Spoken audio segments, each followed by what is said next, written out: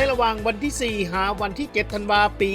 2025ที่ผ่านมานี้ทางการจัดตั้งบ้านที่นำโดยท่านไกรสอนดำรงบุญเลขาพรรคบ้านในบ้านโน้นฝายเมืองสองคอนแขวงสวรรณเขตพร้อมด้วยเฒ่าแก่ในโฮมและพี่น้องพ่อแม่ประชาชนอยู่ภายในบ้านโน้นฝายเมืองสองคอนแขวงสวรรณเขตไม่ได้พร้อมเพียงสามัคคีสร้างกระบวนการปรับปรุงและแก้ไขเส้นทางซอยอยู่ภายในบ้านเพื่อยกระดับปรับปรุงเส้นทางโดยการลงหินบดตามทางซอยต่างๆอยู่ภายในบ้านโน้นฝายรวมทั้งหมด7เส้นทางซอยรวมเข้ากันคิดไล่ยาวเฉลี่ยอยู่ 2,500 เมตรโดยใส่ทุนงบประมาณทั้งหมด200 ล้านกีบเจ้าสวัสดีข้าพเจ้าไกรสอนดำรงบุญ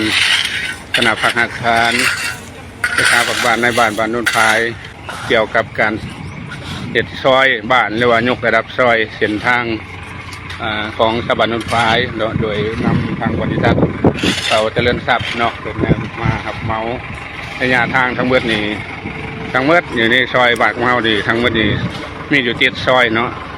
รวมความกว้างแม่น6เมตรไหลระยะความยาวนี่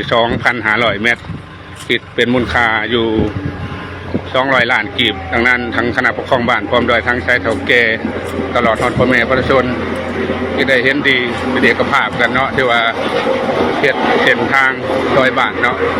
หน่อยก่อนจะเป็นในการสัญจรไปมาในฤดูฝน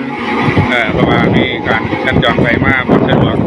ดังนั้นพวกเฮาพร้อมด้วยทั้งยังได้เห็นดีเป็นเอกภาพกันยกระดับเส้นทางตัวซอยของบ้านเนาะอันนี้ซอยใจกลางของบ้านและแต่ละจุด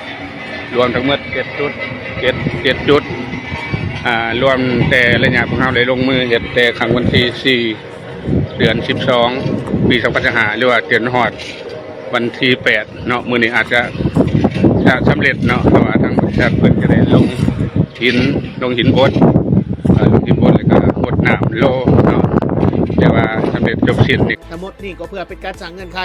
สร้างสิ่งอำนวยความสะดวกให้กับพี่น้องพ่อแม่ประชาชนอยู่ภายในบ้านโน้นฝายได้ไปมาหาสู่กันได้สะดวกสบายยิ่งขึ้นพร้อมทั้งเป็นการสร้างกระบวนการทำนะครับตอนใจวันสำคัญทางประวัติศาสตร์ของศาสตร์เฮาโดยเฉพาะแมนบันสถาปนาสาธารณรัฐประชาธิปไตยประชาชนลาวหรือวันศาสตร์ที่2 ธันวาคมครบรอบ50 ปีและวันคล้ายวันเกิดของประธานไกรสอนพรหมวิหารผู้นำที่แสนเคารพรักของกวางโซลาวทั้งชาติครบรอบ105 ปีให้กลายเป็นกระบวนการที่ปลดเปื้อนและของตัวปกสนอบด้าน